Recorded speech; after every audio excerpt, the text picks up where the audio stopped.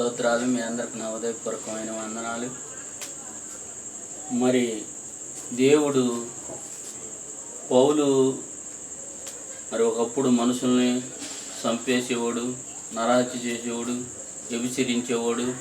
మరి ఆ విధంగా చేస్తున్నప్పుడు దేవుడు అన్నాడు, సౌలా సౌలా నువ్వు మునికోళ్ళకి ఎందుకు ఎదురుదంతున్నావు అని అన్నాడు. అన్నప్పుడు మరి నువ్వెవడో ప్రభువా అని మాట్లాడాడు.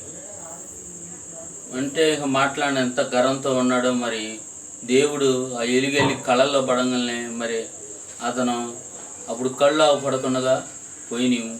3 రోజులు అన్నపానాలు లేవు ఆయనకి. అప్పుడు ఆయన మరి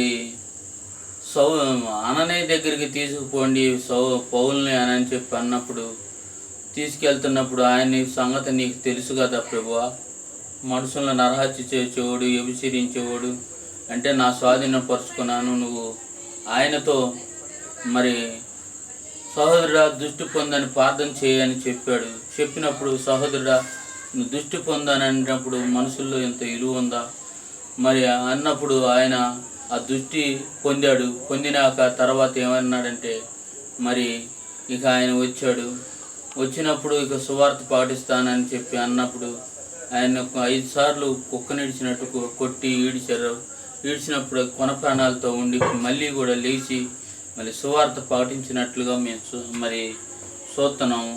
మరి ఆయన దేవుని కొరకు వాడబడిన వాడిగా ఉన్నాడు.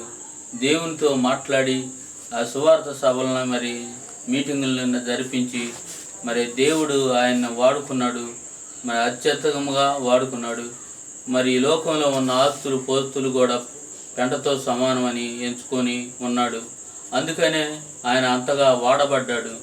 మానవులు ఈ లోకంలో మరి ఏమి తిందుమా, ఏమి ధరించుదుమా, ఏమి ఐక్య విచారాలతో మానవుడు తిరుగులాడుతున్నాడు. కానీ మరి పౌలైతే ఈ లోకం ఏది శాశ్వతమైనది కాదని పెంటతో సమానమని ఎంచుకొని ఆయన సువార్త ప్రకటించినట్లుగా మరి చూస్తున్నాం. మరి ఆ దేవుడే ఆయన్ని వాడుకున్నాడు. ఈ మాటలు దేవుడు దీవించునుగాక. ఆమేన్.